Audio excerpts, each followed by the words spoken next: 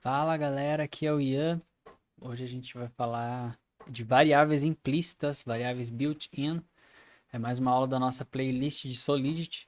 E para quem já é programador já sabe o que são instruções, funções built-in, que são funções que já estão implícitas junto com a linguagem, né? Você não precisa criá-las. E só lembrando vocês que todo o conteúdo de cada aula aqui tem um post na nossa apostila que está disponível no canal do Telegram.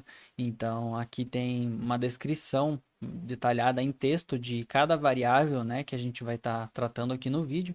E se você quiser acessar ela, vai estar no grupo do Telegram, que está o link fixado aqui na descrição. Então vamos lá, a gente tem algumas variáveis aqui, eu já deixei tudo criado porque a gente vai um pouco mais na parte teórica, né? Um pouco mais na explicação. Acredito que vocês já estão ganhando um pouco de destreza aí, eu não sei se eu falei nos vídeos passados, mas é muito bom ir fazendo, abrir o Remix ali, a aba do Remix, você não tem que instalar nada no computador, só abre o Remix e já vai testando, brincando com o código para aprender. Então, eu tenho aqui hoje essas variáveis, eu vou estar explicando como é que você acessa elas, né? Então, variáveis implícitas são variáveis que, através de um comando, você acessa elas. Por exemplo, se você cria um contrato e digita block, ponto, você já vai ter acesso a uma série de variáveis de bloco. Então, por exemplo, timestamp ou number, o número desse bloco, enfim, é só digitar block e dar um ponto e você vai ter acesso a essas variáveis. Deixa eu fazer aqui na prática para vocês verem melhor o que eu estou falando. Então vamos fazer deploy desse contrato aqui. Vou mandar ele para uma testnet. Vai ser para Hosting. Não sei se vocês conhecem sobre testnets, etc. Deixa aqui nos comentários se você já usou alguma testnet, se você sabe como é que funciona, como é que você pega a grana de um faucet, que é uma torneira que fica pingando, um Ethereum falso. Então nessa net aqui, a gente, na MetaMask, você seleciona aqui, ó, tem algumas testnets, a gente pode usar a Binance Smart Chain também, eu uso de vez em quando, mas a gente vai usar a Hopsten aqui, e a gente tem 0.4 fake Ether, né? Então, ó, foi feita a transação e já está registrado na blockchain pública, etc. Se eu te mandar esse link aqui, você consegue acessar, então não está só na nossa máquina local, né? Foi uma transação realmente feita, mas é numa rede de testes. Então, repara que aqui a gente tem os dados dessa transação, como qualquer outra transação aconteceria, né? Nesse caso aqui, a gente tem ó, o número do bloco, o timestamp, que é o formato de a gente vai estar dentro de código, o timestamp é uma sequência de números que ele codifica essa data aqui, né? Então vamos lá para o nosso contrato que foi feito deploy aqui, ó. E reparem que eu declarei essas variáveis aqui e daí criei um constructor. Um constructor ele é um código que vai ser executado somente uma vez. Eu vou ter uma aula aqui explicando sobre constructor, mas ele é um código que quando o contrato for implementado, né? Ele vai rodar só dessa vez e não roda mais. Então, dentro desse constructor, eu defini os valores dessas variáveis. Então, eu criei uma variável chamada ID, uma variável chamada endereço do minerador, outra dificuldade, limit, número do bloco, timestamp e o bloco. Assim que ele rodou, assim que o contrato rodou a primeira vez, ele registrou os valores dessas variáveis e agora, como todas elas são públicas, a gente pode acessar elas, né? Você pode, através do seu computador, aí, se conectar a esse contrato aqui usando o explorador de blocos da rede Ethereum e fuçar e ver os mesmos valores que eu estou vendo. Então vamos lá. A primeira variável que a gente tem é o block.chainID. Então a gente tem várias redes, né? Você pode ver aqui dentro da MetaMask, a gente tem a rede Ethereum, Mainnet, aí a gente tem a Hopes, tem Kovan, aí vai ter BS, a rede da Binance, tem rede da Polygon, rede da Phantom, Avalanche, um monte de blockchains que são EVM, né? Que é uma Ethereum Virtual Machine. Eu vou criar uma série de vídeos, eu estou muito pilhado para fazer essa série, porque eu gosto muito de entender como funciona a Ethereum Virtual Machine, mas é basicamente uma máquina virtual que roda os códigos Ethereum. Então, todas essas redes que rodam esse código, elas têm um ID. E o ID da rede Ethereum principal a da mainnet é o ID 1. E como se a gente vir aqui, ó, vamos pegar o ID da rede que a gente rodou, que é a Hopsten. O ID dessa rede é 3 da rede Hopsten, né? Então a gente tem outros dados aqui, como o blockchain ID, a gente tem o bloco Coinbase, que é o endereço do minerador que minerou esse bloco. Então vem aqui, ó, vamos ver aqui, ó, se a gente for em Cadê? Endereço do miner, aqui ó, né? Eu salvei na variável endereço de miner block.coinbase. Então, dependendo da lógica que você construir de contrato, etc., você vai escrever block.coinbase. Se você quiser dar algum tipo de recompensa, enfim, interagir com o endereço do minerador, você vai usar block.coinbase. Repara que o endereço guardado aqui ó, é o 0.xe9e. Vamos ver se é esse aqui o minerador que minerou o nosso bloco. É só ver, cadê? Aqui a gente vai clicar aqui ó, no bloco para ver quem foi o miner. Ó, mined by 0x9e foi esse minerador aqui, ó, que minerou a nossa transação. Se a gente clicar, a gente consegue ver ó, a quantidade de mineração de blocos que ele tem minerado, transações, etc. Consegue ver os saldos das carteiras dele aqui, então ele tem 100 Chainlink. E lembrando, né, isso aqui é tudo na Ropes, né, tudo na testnet, mas na rede normal funciona exatamente igual. É por isso que eu gosto de testnets, porque a gente simula um ambiente igual da realidade, né? Um pouquinha coisa que muda. Mas vamos lá. Aí a gente tem a dificuldade do bloco. Então, se eu der aqui, ó, a dificuldade do bloco de mineração. Isso aqui para quem conhece Proof of Work. Se você conhece ou não conhece, deixa um comentário aqui. Se eu tenho que gravar se eu devo gravar um vídeo sobre Proof of Work, sobre protocolos de mineração, né? Proof of Work, Proof of Stake, etc. Você quer ver um vídeo numa versão mais técnica mesmo, né? A gente explicar o algoritmo, mas basicamente a gente tem aqui ó, o parâmetro de dificuldade, que ele se ajusta dependendo de quantos mineradores tem na rede. Então, se a gente vir aqui, ó, dentro do bloco, aqui a nossa transação foi minerada no bloco 11, 36, 30, 60. A gente consegue ver a dificuldade dele era essa aqui, ó, essa 35 trilhões, não sei exatamente qual é, acho que é trilhões, bilhões, milhões, milhar, não, é 4 trilhões, então é 35, 4 trilhões. Acho que é assim que calcula a dificuldade. É a dificuldade de mineração. Quanto mais minerador, mais difícil tem que ficar para que a rede se mantenha emitindo blocos ali na mesma quantidade de tempo e ela não acabe se alterando e emitindo muita moeda e inflacionando, etc. Então a gente tem aqui a dificuldade, que é essa daqui, ó. Vamos ver, block difficulty foi 20, 47. Por que isso aqui deu diferente? Block rewards, dificuldade. Ah, aqui, ó. Peguei, eu tava lendo um dado errado, gente. Perdão, não era. Eu tava lendo a dificuldade total. Mas a dificuldade deste bloco foi de essa aqui, ó. 2 bilhões 0,47 milhões. Eu não sei se é unidade monetária. Eu acho que é outro número. Eu posso estar falando bobeira aqui. Mas essa aqui é o número da dificuldade. Aqui é o número da dificuldade de bloco. Então a gente tem o Block Gas Limit. Gas Limit é, nossa, se tem uma série de vídeos que eu tenho que fazer, eu tô falando que eu vou fazer um monte de coisa, né? Mas é porque eu realmente quero fazer isso tudo.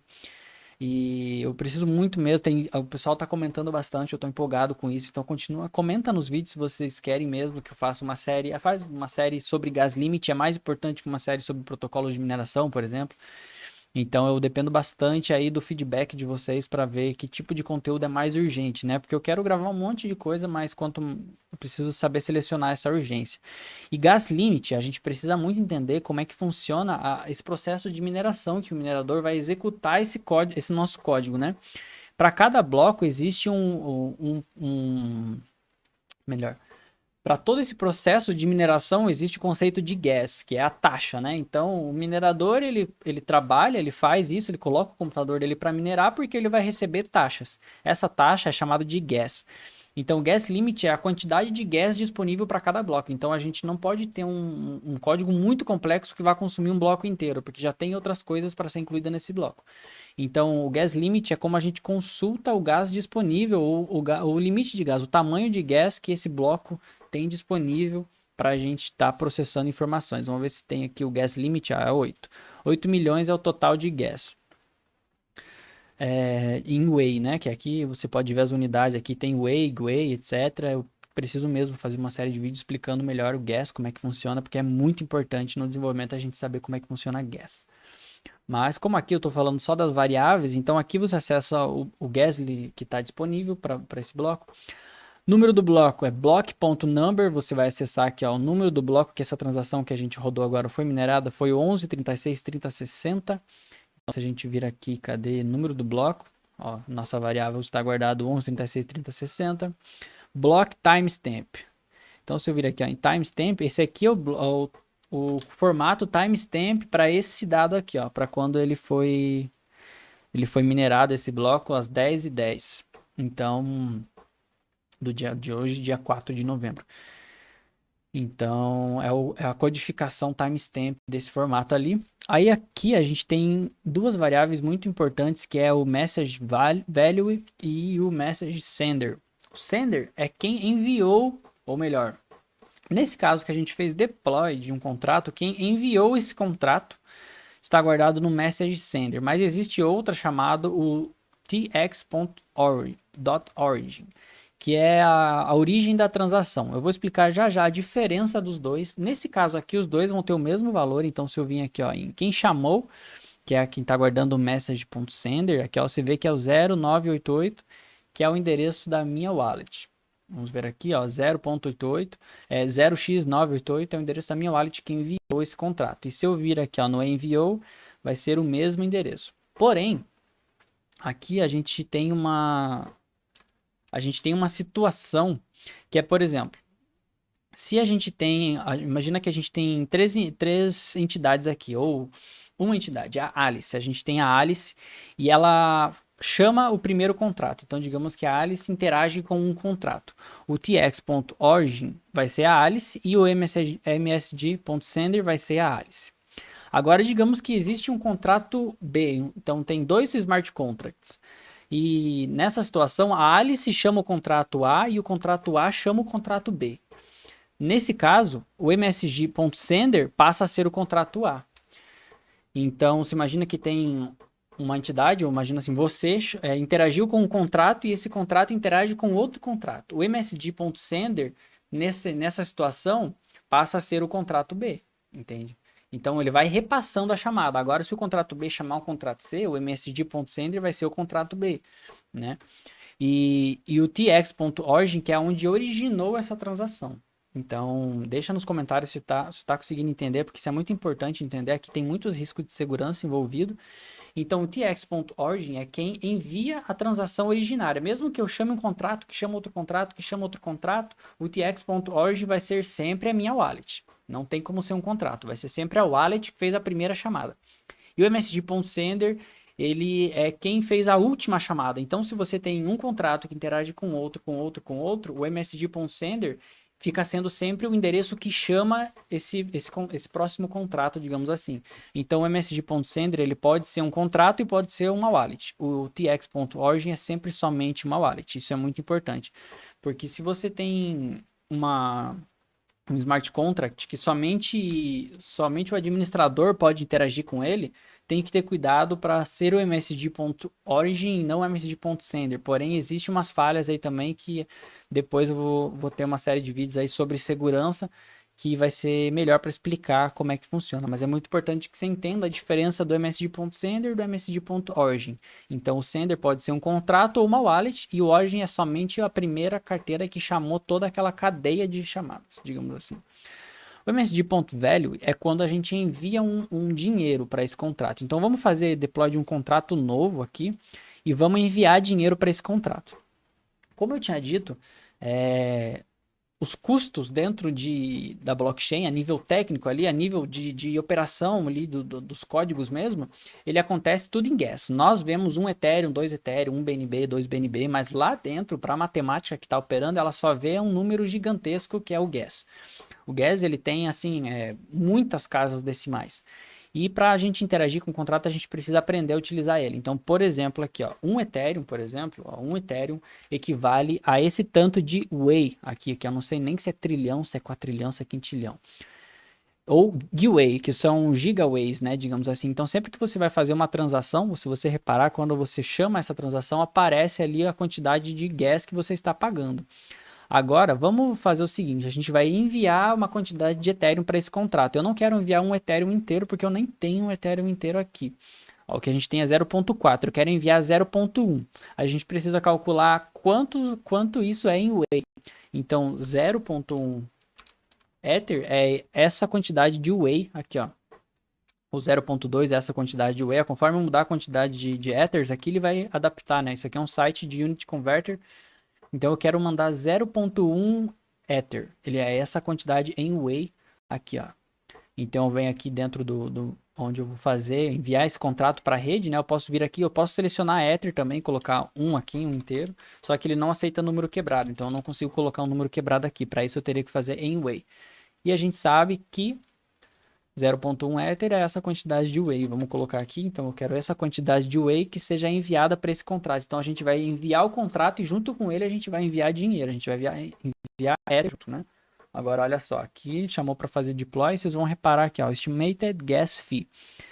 Vamos ver se aqui eu consigo alterar a quantidade de Whey, é só, acho que é só na quantidade de...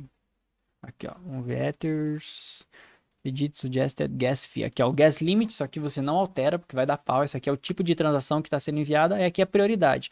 2.5 GWay ou 3, se eu colocar 10 aqui, é a prioridade. Quanto mais taxa eu tiver disposto a pagar, mais rápido ele vai ser minerado. Então é assim que funciona o gas. Vamos mandar padrão aqui, eu quero só mandar o 0.1 e pagar a quantidade de taxa que eu tiver que pagar. E esse contrato vamos esperar ele ser minerado na rede Hosting.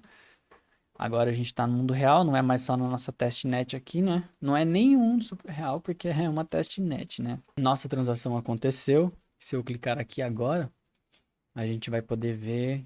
Ó, então, dentro da variável valor, eu guardei o msg.value, que é a quantidade de Ether. Então, você repara que aqui ó, a gente tem um novo bloco, nova transação, etc. O valor dela agora é 0.1, porque foi a quantidade de Ether que foi transacionada entre esse contrato. E se eu vir aqui ó, em valor, o valor está salvo em Whey. Sempre que interagimos com smart contracts, esse valor vai estar em Whey, mas tem uma biblioteca ali que a gente usa para converter esse valor para Ether e fica mais tranquilo de processar. É isso, a gente espera que vocês conseguiram entender como é que funcionam essas variáveis que já estão prontas, né? Como que a gente acessa o número de bloco, timestamp, etc. Depois a gente vai estar vendo o porquê que a gente acessa essas variáveis e tal. E deixa aqui nos comentários se você quer ver algum tipo de vídeo aqui, se você prefere. Eu estou preparando uma votação aí para ver se a gente vai implementar toda essa playlist de Solidity aqui, ela vai vir depois, a gente vai fazer um projeto prático. E eu vou implementar, vou criar uma votação para ver se a gente primeiro vai criar uma DEX ou se a gente vai fazer uma cópia do contrato do Compound de votação, entende? Então a gente vai implementar a votação, o início de uma DAO, digamos assim, né? Para decidir os próximos conteúdos aqui que eu vou estar compartilhando, porque eu gosto muito de estudar isso e eu quero compartilhar esse conhecimento. Então, quanto mais vocês comentarem que querem que eu veja grave um certo tipo de vídeo explicando um certo tipo de coisa, como que faz um jogo, NFT, um jogo básico, a gente pode fazer um jogo da memória ou um jogo da velha, alguma coisa simples, né? Porque envolve muito JavaScript, muito front-end. Então eu vou deixa aqui nos comentários qual é a sua expectativa, né? Que tipo de vídeo eu posso estar trazendo aqui para estar somando nesse conhecimento de Web3. Valeu, galera.